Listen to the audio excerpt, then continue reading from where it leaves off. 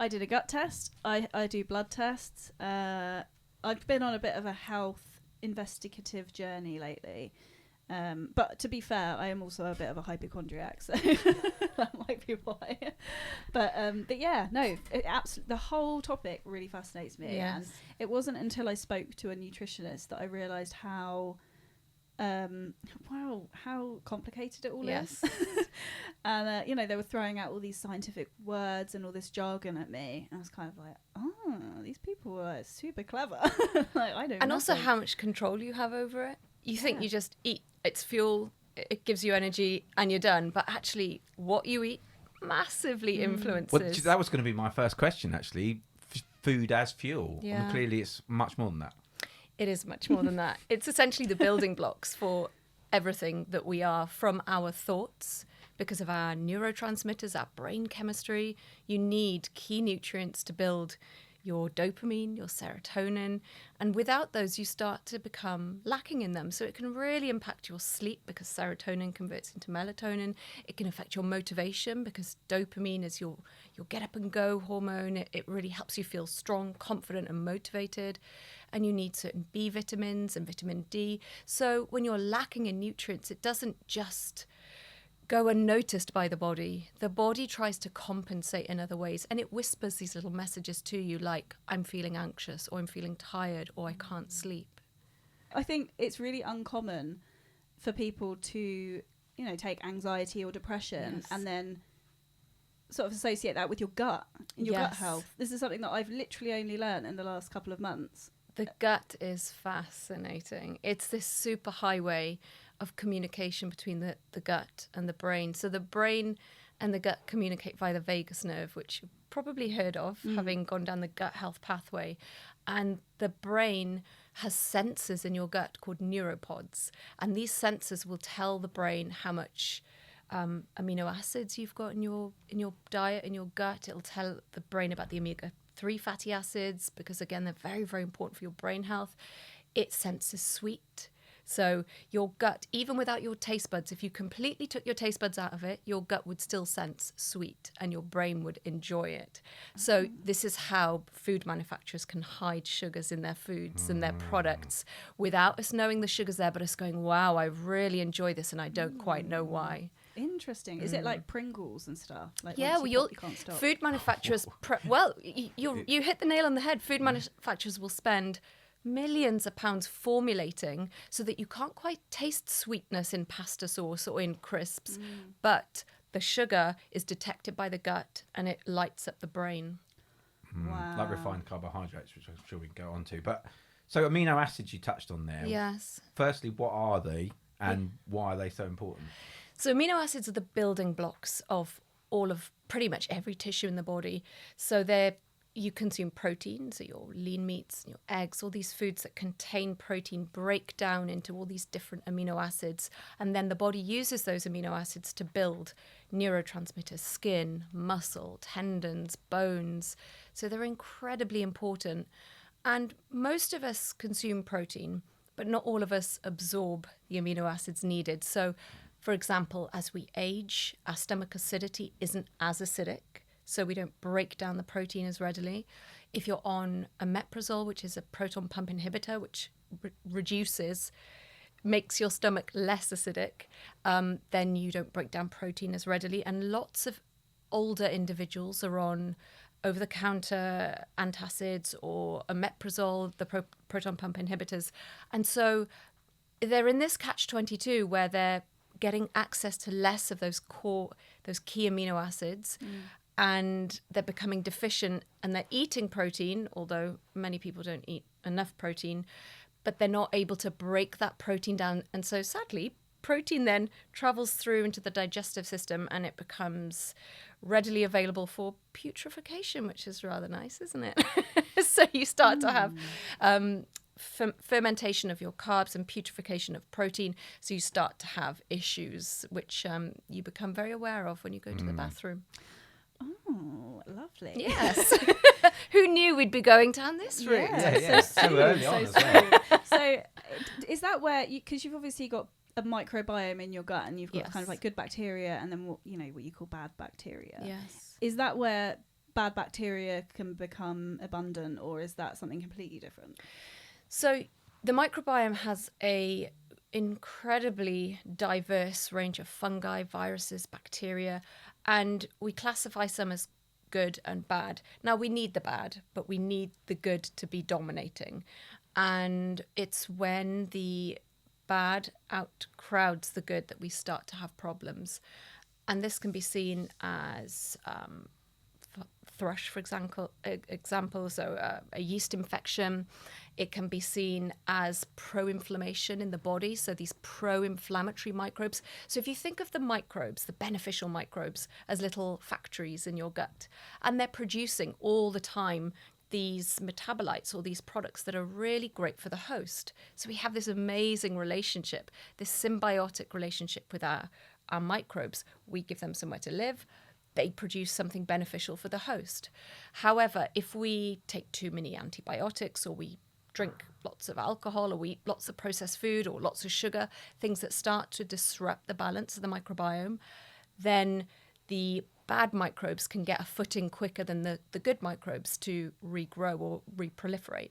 And so you start to get less of the good bacteria, the beneficial that's helping the host, that's producing, for example, something called short-chain fatty acids to support the colon, or producing butyrate, which is another short-chain fatty acid that actually travels up, gets into the brain and helps to restore and regenerate the brain. Then as you start to lack these key microbes, it can start to have quite profound impacts on your overall health. So could you give some examples of how, if you've got sort of a overgrowth of bad bacteria and not so much good bacteria, or perhaps it's not as diverse, Yes. what physically might people start seeing? What are the kind of warning signs? It's a really good question, because the gut, so if you think of the gut as a closed environment, the gut's supposed to have, well, the gut is designed to have a semi-selective membrane, i.e. it allows certain things to pass through into the bloodstream, but it doesn't allow other things to pass through. So it contains the microbes within the environment they're supposed to live in. Now, if you were to eat things that damage the gut, essentially make your gut lining more permeable, more don't want to use the word holy, but if you think of a brick wall with mortar, and the mortar starts to erode, things can start to pass through. Bits of food can pass through, which stimulate the immune system, and the immune system says, hey, this shouldn't be there, and that can cause inflammation. But also bacteria can go through, or the toxins produced by bacteria. So you can start to experience things like migraines or low mood. You can start to experience anxiety, joint pains. So what's going in the gut is never confined just to the gut. It can be, as I said, a migraine. It can be anxiety. It can be joint pain. It can be digestive issues. It can be athlete's foot or fungal nail infection or thrush. But quite often with leaky gut, which is often the first thing that people start to, it's very, very common because of the types of food we eat and the fast food we love, the sugar we love, the convenience food. People will experience some signs of low-level inflammation because the gut barriers aren't as integral as they should be. Does that make sense? Yeah, so essentially leaky gut is what it sounds like. Your gut is almost leaking bad bacteria and bits of food, but also I presume it's not absorbing as much of the nutrients from your food. Is that right? The nutrients tend to be absorbed when we have really great stomach acidity. So if you have, say, pH 1 to 3 is the ideal for the gut. At that acidity, the iron can be broken down. So, for example, if you ate spinach, it has a very strong cellulose cell wall, but the acidity can break that down, access your iron and help absorb it into the body. The same with protein, breaking it down, the same with absorbing iron. As your stomach acidity becomes less acidic because of chronic stress, because of certain medications, because of age, all of these factors start to impact our stomach acidity, so we can become very nutrient depleted through lack of absorption.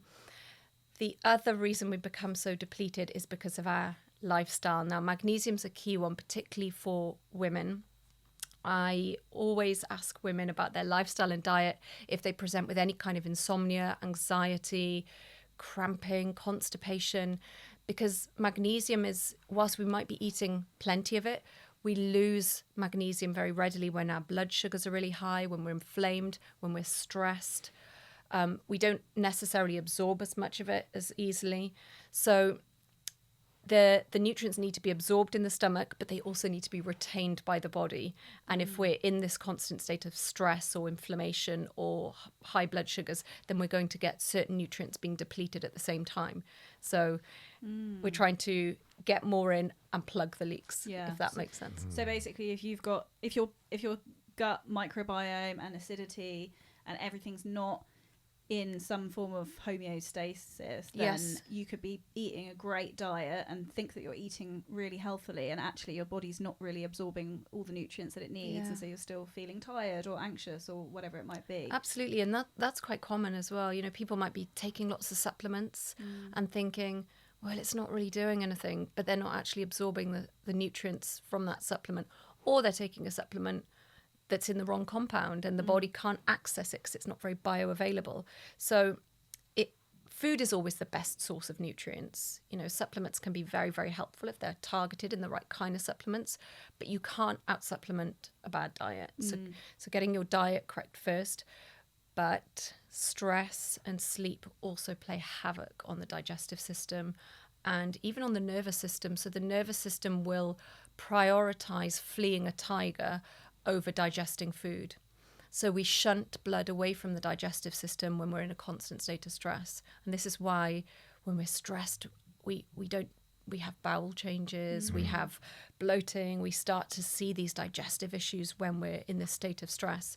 And when someone's in a constant state of stress, it hugely impacts their digestive system and their ability to absorb nutrients and process those nutrients, and it affects the gut microbiome as well. I mean, I think people talk about there being a kind of brain gut connection, and everybody has felt it themselves when they feel anxious or stressed, and then you feel sick, or you know, you might get a stomach ache, or you know, some people get stomach ulcers and stuff like that.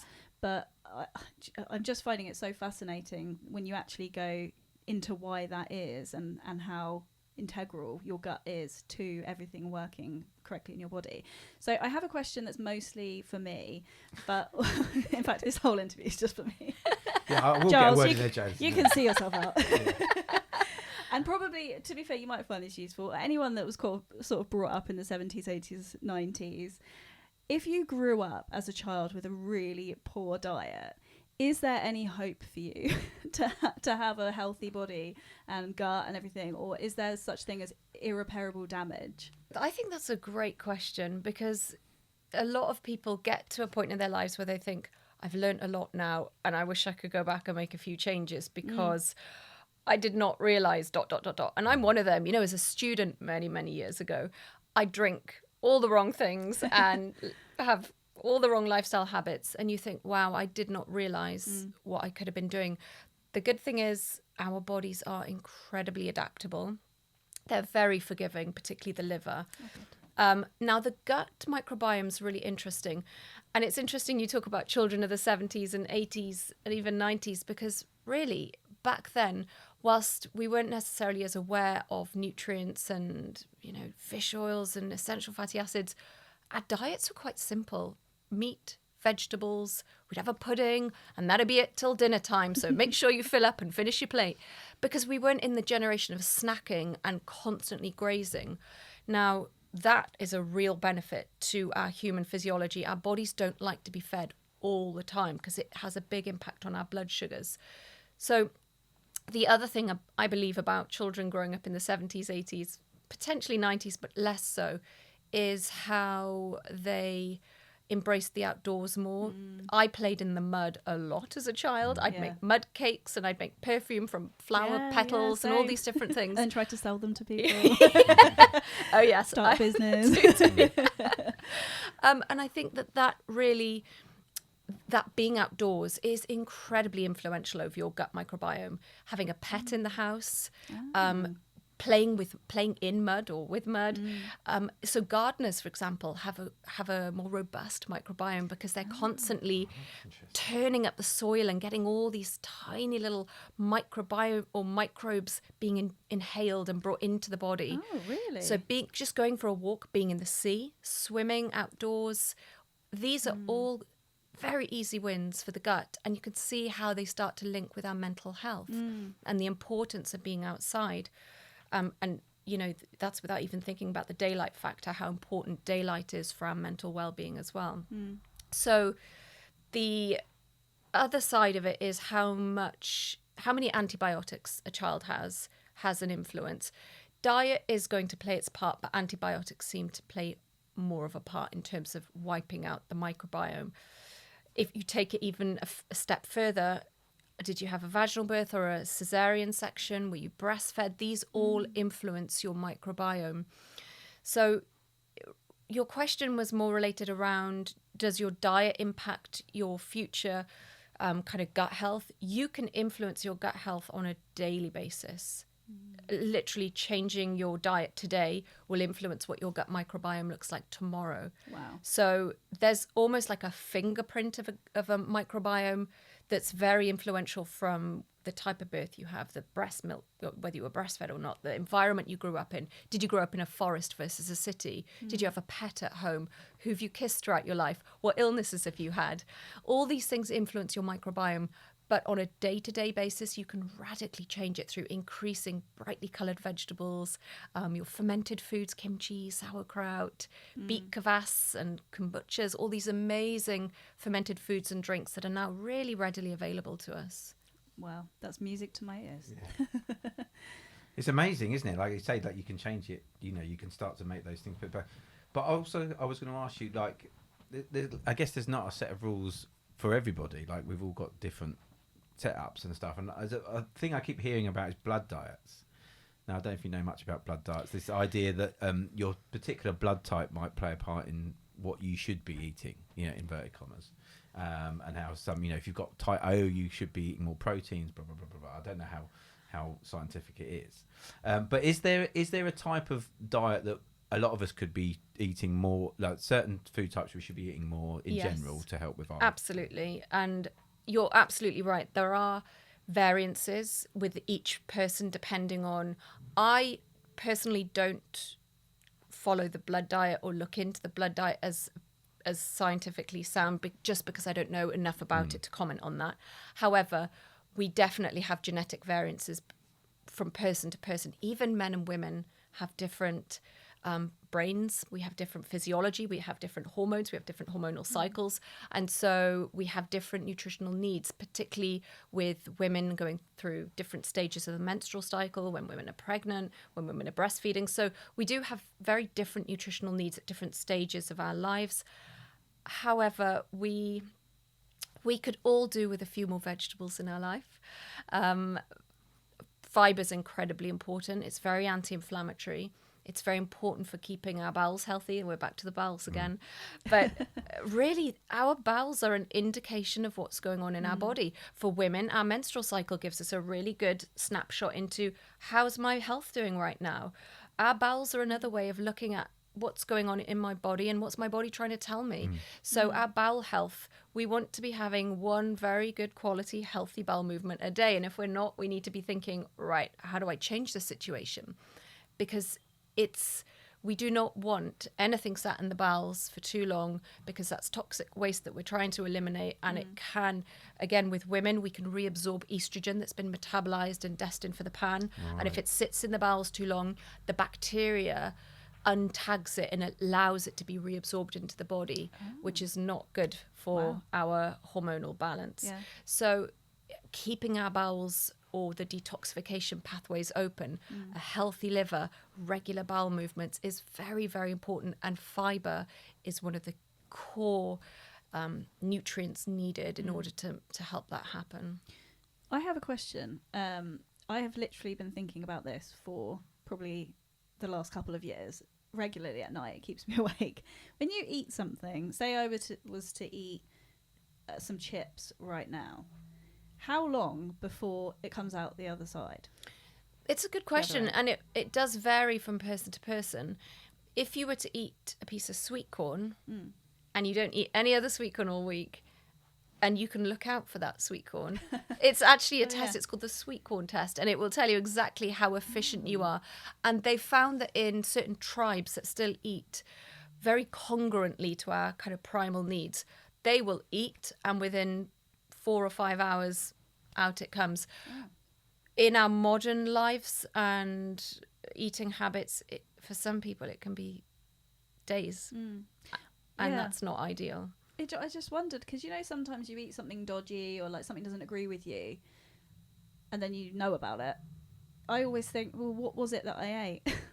Was it something I've eaten today, or was it yesterday, or was it something I ate last week? And that can be challenging because a lot of people don't associate always a sensitivity to a symptom they have 2 days later. You could have a headache 2 days after eating something that your body didn't agree with. Yeah. So it is really challenging. And I think one of the things that would do us all a lot of good is to start to listen to our bodies a bit more and really start to understand the language that our body is talking to us, rather than seeing these symptoms as an inconvenience, seeing them as, okay, my body needs a bit more support now. What might it need? Does it need a bit more water? Do I need to eat a few more veg? Do I need to have a bit more protein? Because often we'll crave, and that's, again, so common to crave sugar and to crave convenience foods. And it's not that our body needs that, but our brain is saying, I haven't had what I need yet. And it will keep telling you. Our brain is concerned with survival and reproduction. Those are the two things our brain cares about. And so it will keep telling you to do something until it gets what it needs. So in terms of survival, when it thinks that you're not getting what it needs, i.e. essential fatty acids or enough amino acids, enough protein, it will say, keep eating. It's not saying to you, eat that nice piece of salmon. It's saying, just eat. And you're like, okay, fine, there's a burger, I'll eat that. It doesn't satisfy you, and you're like, wow, I'm still hungry. My brain's telling me I'm still hungry. So when we revert back to eating whole foods and foods that are very nutrient dense, it's incredible how hunger levels settle, cravings settle, and focus and our mental well-being just shifts up a gear. It completely changes. Yeah, it's really interesting because having kind of gone more onto a sort of protein heavy diet away from carbohydrates, that the idea around focus and brain function is actually incredible. Why is that? Why do proteins help us focus more? So you need protein for pretty much every tissue in the body, but the brain is the hungriest organ of our whole body. So the brain is approximately 3% in weight of the body, but takes about 25% in energy, so fuel. So it is a very hungry organ, and it is demanding energy all the time. So if you're eating protein that usually has some form of healthy fat with it, let's look at oily fish, for example. If you're having some mackerel, you're giving your brain, all of a sudden it's getting the amino acids, the building blocks to make the neurotransmitters that are needed for virtually everything going on in the brain. It's also providing the essential fatty acids which create that connection in the brain.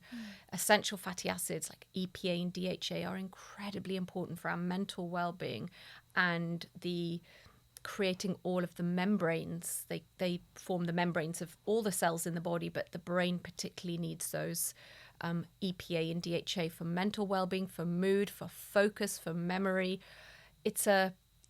The brain is actually about 80% fat. And so if you're not giving it the fats it needs, it becomes, it starts to tell you, and it starts to tell you by brain fog and confusion and low mood and anxiety, anxiousness.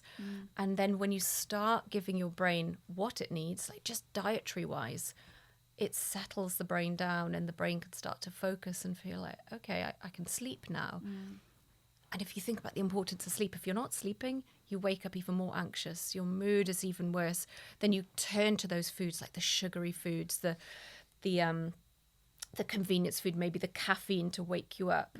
Not that I'm dissing caffeine, because there are some great health benefits to caffeine. But we turn to foods to sort of keep us going when actually what the body truly needs is restorative deep sleep. And that's the first thing, even as a nutritionist, it's the first thing I start with people is sleep. And so in terms of protein, obviously we've got this whole, it seems like people are struggling a little bit because one minute you get told, you know, you have to be a vegan, or the best diet is Mediterranean, or just eat meat. Could you speak on that a little bit, and where are the best places to get protein from, and particularly if you're not eating meat or animal products, is it possible to get enough protein out of a vegan diet? Okay, so vegan is challenging. If you're a vegetarian, absolutely. You can still get lots of protein in eggs and cheese, feta, goat's cheese, milk. You can absolutely have adequate protein from a vegetarian diet. Vegan diets, they are much more challenging. You need to supplement if you're a vegan, because you won't get certain key nutrients like your B12.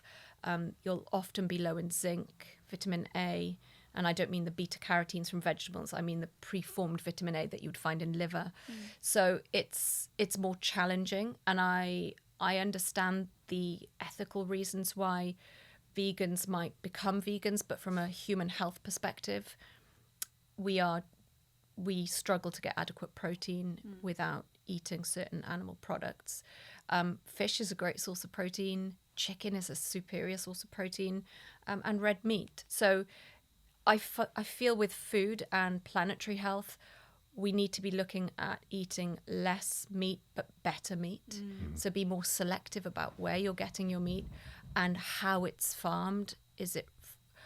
Because truly, if our argument is we are destroying the planet, well, it's about the way we're farming that's destroying the planet, not what we're farming, because we can quite easily destroy the planet with soy farming and all of these other crops. We have to look at the planet as an ecosystem in itself and create balance when it comes to farming. And as soon as we start to industrialize food, like the vegan burgers and the fake meats, we are just replacing one problem with another. There is inherently a lot of good in having animals roaming and grazing. It sequesters a great deal of carbon from the environment. And as grass is growing, when animals are grazing and the grass is growing, that in itself is drawing carbon into the soil.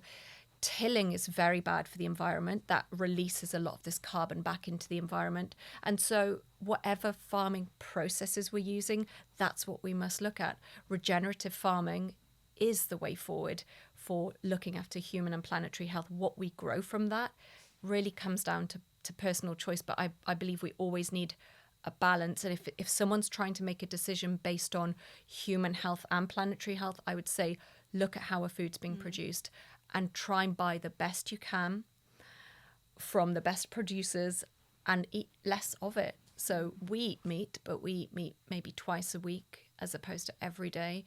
And we eat lots of vegetables, and eggs are a huge staple in our household, particularly for the kids. I guess, I'm thinking just from my own personal perspective, because I'm sort of a conservationist in my other job.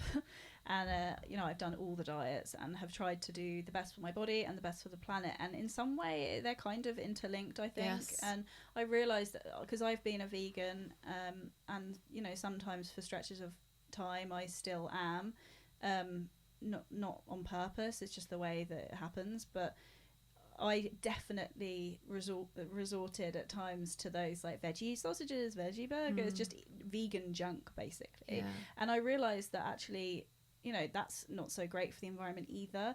And so now I personally have found a company that it's a bit like a food delivery service, but it delivers all small farm organic food. And there's meat, you can order meat if you want, but you don't have to, or you can order fish, and it is literally only the stuff you can buy on like small organic family run farms. Like they have a baker with organic bread and lots of vegetables and eggs and even oat milk and stuff like that. And that has possibly been the best diet that I have personally found for my body, but also for the environment. And my conscience feels better, my vitals are back up. And so if there's options for that, I mean, it's a little bit more expensive, but honestly, probably not that much more expensive, because I tend to I eat everything that I get. I don't waste anything. I mean, like, do you find that people tend to use sort of money and convenience, and people have got busy schedules and work and stuff? Do you find that people sort of use that as a bit of an excuse to not do that?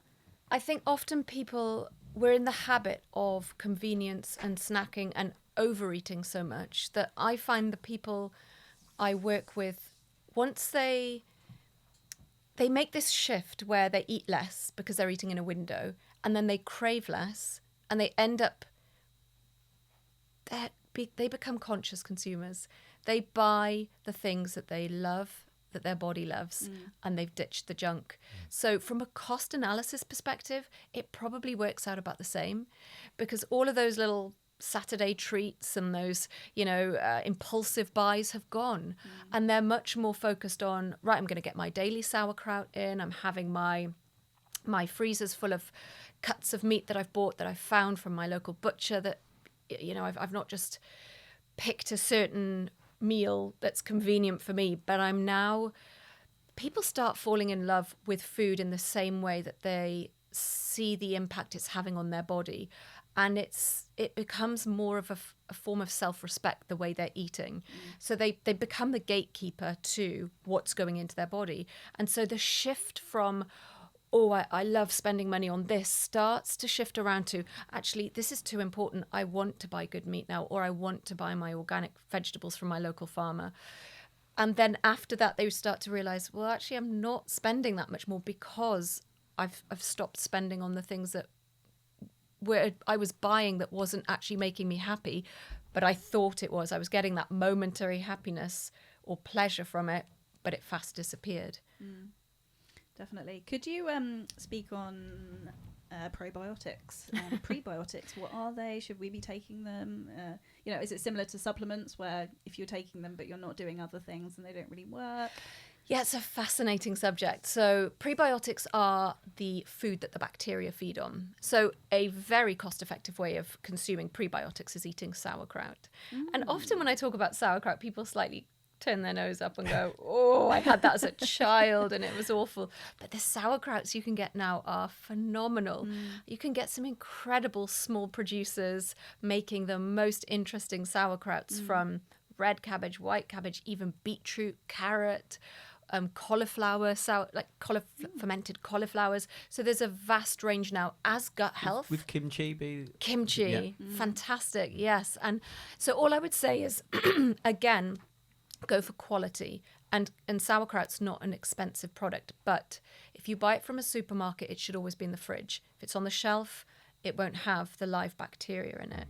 So I always encourage people to go to your local health food shop or your local deli and see what they have on offer, because they'll often have the local producers who are making these incredible seaweed sauerkrauts and just turmeric and ginger. And when you add these really interesting spices and botanicals to a fermented mix, it enhances the bioavailability of the goodness within the turmeric. So the curcumin becomes more bioavailable, the allicin in the garlic becomes more bioavailable. So sauerkraut is essentially your prebiotic and your probiotic. It's got the semi-digested cabbage, which sounds really appealing, doesn't it? But it's already been broken down by the bacteria, so it's very easy to digest. And then that fiber in itself serves as a food source. So you're introducing the bacteria, but then the bacteria have something to thrive on. They've got that pre-digested cabbage in which to feed upon. So, yes, you can very easily introduce prebiotics and probiotics in a form of sauerkraut, but there are many other foods that serve as a prebiotic, like your regular vegetables. They are a source of fiber for the probiotics to feed on. If you're eating an organic carrot and you don't scrub the life out of it, those little grooves in a carrot that look a little bit brown and grimy, they're going to be packed with probiotics. So eating some nice root vegetables, grating them up into a slaw, that's going to give you your probiotics and your prebiotics.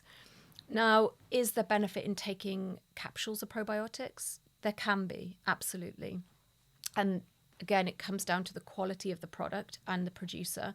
But there are many products in that manner that I use for people who are taking, for example, a course of antibiotics, and during that course, 2 hours after the antibiotic, they might take a regenerative probiotic to support the beneficial gut bacteria. There's a condition called SIBO, which is small intestinal bacteria overgrowth. And if someone has that, then using a targeted probiotic can help to get the good bacteria recolonized and to kill off the bad bacteria. So there are absolutely cases for probiotics as certain ways of supporting certain conditions. But for everyday use, a good kimchi or a sauerkraut, your kombuchas and apple cider vinegars, all of these great ways of bringing bacteria, beneficial bacteria into our day-to-day lives is really accessible to people. Interesting. I didn't know that. There you go. You've got to get some sauerkraut when you get home. Yeah, I quite like sauerkraut. Yeah. I want to talk about intermittent fasting, because we Yes. did sort of touch a little bit on, you were talking about like maybe people starting to realise they don't have to be eating constantly. Yes. And it's interesting about the little and often thing, because people say, oh, you know, if you want to lose weight, you should eat little and often because it's going to get your metabolism going. And stuff, sounds like an old wives' tale, really. But yeah, I intermittent fast. I generally don't eat a breakfast or lunch. I normally have an evening meal and then the cycle starts again. And I've seen huge benefits from it, not only like with regards to weight loss, but focus and, Yes. and again, what is it about intermittent fasting that's so beneficial? So we tend to live in a world where we're constantly eating. We'll have our breakfast, and we'll have our mid-morning snack, lunch, afternoon snack, dinner, evening snack. And this impacts our blood sugars. It has an impact, particularly the types of food we eat. We are very carb-heavy consumers. Our modern lives, we like cereal and toast for breakfast, maybe an oat bar or a croissant mid-morning, panini, crisps at lunch. We tend to consume foods that give our blood sugars a spike. And the consequence of this is, with every blood sugar spike, the pancreas has to produce insulin to help the body mop that blood sugar up and shunt it somewhere into our cells to use as energy, into the liver to store as glycogen, or to be converted into fat.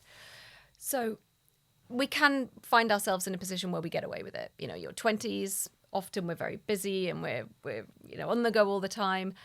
And we can essentially get away with grazing all the time and eating lots of carb-heavy foods. But there gets a point in life when you start to notice you're becoming more sluggish, you're becoming more tired, you're not sleeping so well, you're craving foods, and your hunger levels are just always there. You never seem to feel very satisfied. So at this point, you can start to find yourself becoming insulin resistant. So the blood sugars have been spiked for so long, for all these continuous blood sugar spikes have meant that the insulin is trying its hardest to constantly mop up the blood sugars. So it's knocking on the door of the cell saying, come on, let this blood sugar in. We have to get rid of it. High blood sugars are toxic for the body. But after a while, the cells are like, look, I'm done listening to you. I'm not taking this sugar in anymore. So it essentially puts its hands over his ears and goes, no. So these blood sugars are starting to rise. And so the pancreas is like, well, I better produce more insulin to push that door even harder to try and get the sugar in. So over time, our cells are not getting the adequate fuel that they need, particularly our brain cells. And that's when we start to get that brain fog, or our mood starts to become altered. But we feel constantly hungry because we're not getting the fuel into the cells. Blood sugars are starting to go up, so the body's desperately trying to convert that into fat because our glycogen stores are full. So we start to find we're putting on more weight. For women, we can start to get major hormonal imbalances, and we're hungry all the time. And we're like, well, why am I hungry? I'm always eating stuff, but I'm hungry and I'm tired. So when you intermittently fast, particularly if you're eating in that window of eating things that don't really spike your blood sugars, let's say you stop eating at 5 o'clock or 6 o'clock. After, say, 2 to 3 hours, your blood sugars will start to come down and level. At that point, the body still needs fuel, but rather than it having another oat bar or hike of blood sugars coming back in, it says, okay, well, I'm not getting my primary source of fuel that I've been living off for the last 10 years. I'm going to use my secondary source of fuel. And this is where we tap into our primal, our ancestral health. This is where we look at us as humans having this evolutionary advantage that we can burn two forms of fuel. We can burn fat for fuel. We can burn sugar for fuel, glucose. But we tend to be Olympic sugar burners. We rarely get into that fat burning because we're constantly, our blood sugars are too high.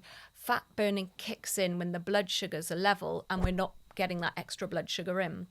So the body says, okay, well, it's not coming. I'll feed myself from the stores I already have. Now, as hunter-gatherers, that would have allowed us to go days without consuming anything. As we're roaming and looking for food, we've essentially stored all of this good food on us by way of fat. And our body breaks down the fat, provides us with ketones, which is instant fuel for the brain.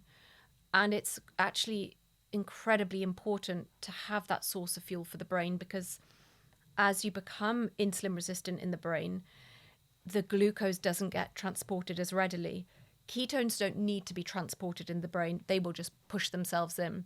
And so you almost get this clarity. You may have experienced it yourself, Giles, when you've started your intermittent fasting. You get this clarity in your mind and you're like, wow, I feel like my brain's been switched up a gear and all of a sudden I can focus for longer. I don't have that slump that often you get after eating a heavy, that Sunday lunch feeling where you're like, I'm just going to snooze for a few hours. You don't get that because your blood sugars are staying. You'll get a bump depending on what you're eating, some vegetables and some fish or meat. You'll get a little bump, but you won't get that spike that you get with particularly very sweetened processed foods. And then the other add-on with those high blood sugar spikes is you get an incredible rush of dopamine. The higher the blood sugar spike, the higher the dopamine spike. And so not only then do you get this high dopamine spike, your body says, wow, that felt good, because dopamine is an association neurotransmitter. So it tells the body, remember that felt good. And that again would have been one of our evolutionary advantages, eating some really sweet berries. Remember these berries, here's where they are, these taste good, come back next year. Well, we're getting that every second we walk into the garage and see the chocolate bars at the counter. When we walk into a supermarket and we smell the bread, our brain's like, remember that tastes really good, you want to get that in you now. And so we have the fight of the dopamine going on, and then we have this blood sugar situation where our cells are literally screaming out for fuel because we've become so insulin resistant, and we're not accessing this amazing reserve of fat that we can burn for fuel. Wow, that's really, really interesting. I'm just thinking back now to times when maybe when I was a bit younger and I wouldn't eat for like half an hour to an hour and I'd be like shaky. Yeah. Like, oh, I've got low blood sugar, I need some food. So Like a Mars bar, quick. Yeah, no, no. What sort of schedule, is that the right word, for a fast would you recommend? Is there like a specific routine that people can get into which is sort of useful in terms of our busy schedules and our lives and stuff? Yes. Sophie, I just want to pick up on what you said there about you felt shaky and weak. When we're used to eating sugar regularly or having snack foods regularly, it is a bit of a shock to the body when we don't eat regularly. And it's one of the signs that we are sugar burners, that we need. I was the same. I couldn't leave the house without food in my handbag because I'd be like, I'll feel dizzy and faint if I don't have something in my bag. It was almost like a panic thing. Yeah. I need to have food around me all the time. And I would get these dizzy spells and these hangry spells. And I thought, this can't be right.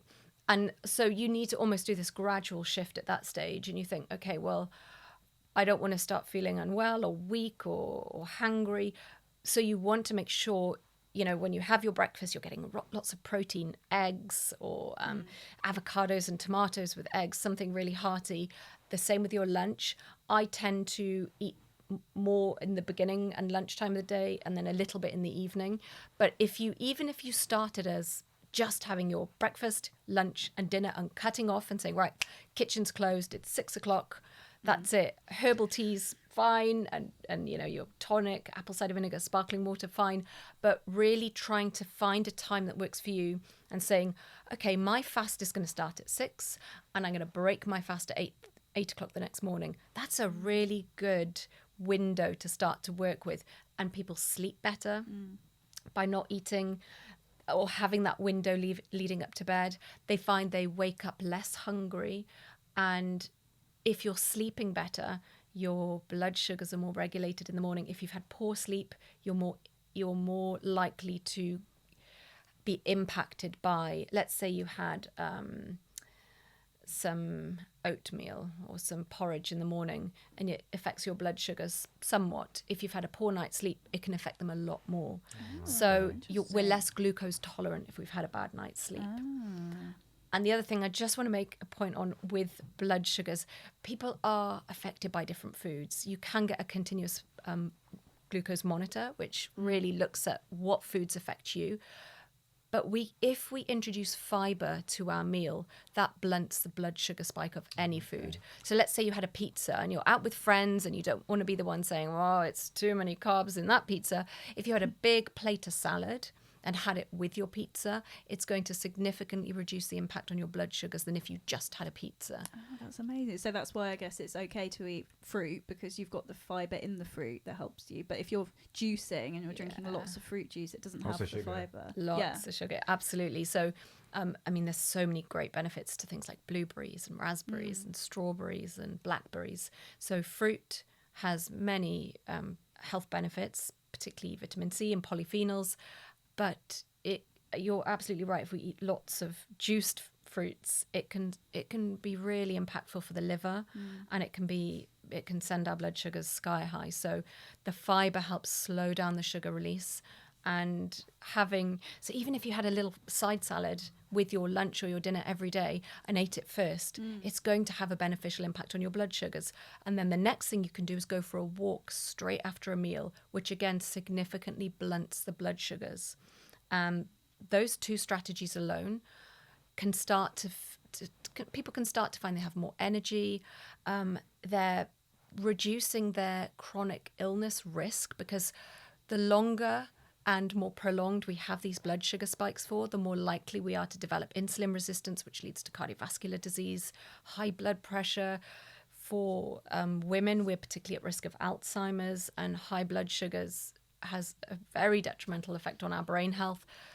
For men also, obviously, dementia is a risk for all of us, but because of our the link with estrogen, women are more at risk of Alzheimer's. So all of these things we do now, our choices today influence our tomorrows. So when we start building this pathway of good health habits, it's not about radically changing everything in one go. Just having a side salad with your meal, stopping eating at 6, going for a walk after you've eaten, these all build up and make a big difference. And in a month's time, you're like, wow, I feel so much better. Now I think I might start going for a walk twice a day, or I might go to that class I've been thinking of doing. Yeah. It becomes this gradual change that sticks, rather than I did that for a week, it didn't work, I'm going back to what I've always done. And just for the apathetic out there, or people like me who have in the past had the worst diets or eaten loads of sugar, it's changeable. Your body can recover from that, right? It's Absolutely. Not like if you've had a childhood or a your teen years where you've eaten so much sugar and junk and your blood sugar spikes have been through the roof. It's okay. You're not definitely going to get cancer or Alzheimer's or anything like that. There's still time to. Absolutely. As I said earlier, the body is very, very forgiving. The area that tends to be most affected by high sugar and not such great diets is the liver.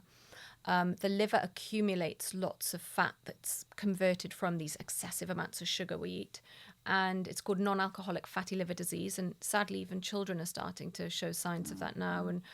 And it's these highly sweetened foods, and it's just everywhere. It's really challenging as a parent to even shield your children from that. But the liver is just an amazing organ. It will regenerate if you give it just some care and attention. Fasting is wonderful for the liver. So as you start fasting, the liver, it literally is going to start sucking out these mosaic pockets of fat. It's going to help the liver to recover. It gives it a break from doing the work it's having to do. Eggs are fantastic for the liver because they're rich in choline, which supports the liver. Bitters, so your rocket and beetroot tops, all these kind of bitter foods is again really supportive of the liver. So yes, absolutely, you can do so much to alter years of bad habits and years of poor food choices. And I've been there myself. I think we've all been there because we grow up not really understanding the implications of lots of sweet foods. And particularly when I grew up in a house where meat and veg were pretty standard, and then you move away and you think, I get to make my own choices now. And so you turn to the sweets and the easy to prepare meals, and you don't feel so great, but you kind of just get on with it. And then it gets to a point, as it did with me, where I thought, wow, this is really affecting me now. And as you have, Sophie, you go down this learning journey and you think, wow, I had no idea I was doing this to myself. But there's so much value in that as well, because then you're at an age where you're so young that you can impact the rest of your life. And I think it's such a gift to have this knowledge at your age versus a lot of the people I work with. And even in their 70s and 80s, they can make great changes. Yeah. But they wish that they'd known in their 20s, their 30s. Oh, yeah, definitely. Also, one last thing, just because I'm thinking, we touched on sort of how these diets can help with sort of like weight loss and metabolism and stuff like that. Just for people that are listening that have a fast metabolism like me, and like I know sometimes men as well like to be like big and buff. Will changing your diet in this way, because for me personally, I've always been afraid of sort of fasting or not eating enough because I have a ridiculously fast metabolism and then I lose weight very, very quickly. Could you speak on that a little bit? Is that something that's going to affect your metabolism, and are you going to lose weight if you're already that way inclined, or could this help to stabilize your metabolism a little bit? So it's interesting, when we fast, you actually, particularly women, get a really big spike in something called growth hormone, which really helps you to build muscle. And that's very important from your 30s onwards, because we start to lose growth hormone from that point onwards. And muscle is the second biggest user of energy. We spoke about the brain earlier. Your muscles mop up lots and lots of blood sugar. So as soon as we start losing muscle mass, we have even more blood sugar now to mop up and get turned into fat. So you, as a female fasting from say 6 onwards, you're going to get a boost in growth hormone, which is going to support muscle building. You just must make sure you eat adequate amounts of protein, healthy fats, your avocados, olives, drizzling olive oil over things, eating things like feta or goat's cheese, salmon. Nuts are very calorific, so you can definitely make sure you're getting plenty of your calorific foods in and monitor that. But I work with a lot of PTs and particularly females who are ultra runners, and they need lots of food, but they will still cut off their eating at a certain point in the evening because of the metabolic benefits, because of the clarity of thought, the hormonal benefits. They just need to fuel themselves with more in the day. Okay. And the same would go for men, absolutely. Eating more steak and eggs and high protein foods, but also getting in those the calorific, like a couple of avocados, your bags of nuts. There's lots of ways of really getting your food in without it impacting your blood sugars and without it having that negative effect of just eating too late at night or eating continuously throughout the day and grazing. You're literally just bringing what you would eat usually and try and fitting it into a window that works for you, and having that rest period for the digestive system. And as you're fasting, it has this really beneficial impact on your gut microbiome as well. It helps to, it's not actually selective. It will kill off part of the microbiome, but then when you're eating foods that are rich in beneficial bacteria, it helps to reintroduce the good, and then they can proliferate and outcrowd the bad. Oh, that's amazing. That's so interesting, isn't it? I mean, we could talk for hours, honestly, but we haven't got hours, unfortunately. Where can people find you, Pauline? What on social media? What's your my handles? handle is Pauline J Cox for my personal, and then Sew and Arrow, like bow and arrow with an S, is one of my businesses that we're a low carb specialist, so we specialize in metabolic foods that promote good health. But yes, that's where people can find. And your me. book, what's the title and where can people get it? The next book is called Hungry Woman, and it'll be available in all major bookshops, but they'll be able to find it on Amazon and in Waterstones. And I don't have a link, I'm afraid. No, that's fine. No, but, well, people should definitely go and check it out. Amazing. Yeah, I've got one of your books. Obviously not this new one, but is it the Tribal? Primal Living. Primal, that's it. Yeah, so similar though. Primal Living in a Modern World. So how we can live in this modern world, but use our ancient wisdom and use technology. We have amazing technology. Use that to understand ourselves better, but still stick with the principles that our body needs to thrive. Yeah, amazing. I feel like everybody should buy your books and go down this journey of discovery, and improvement. It's just so important. It's so fascinating. So yeah, thank you so much. Yeah, thank you. Thank you guys. Thank you for having me.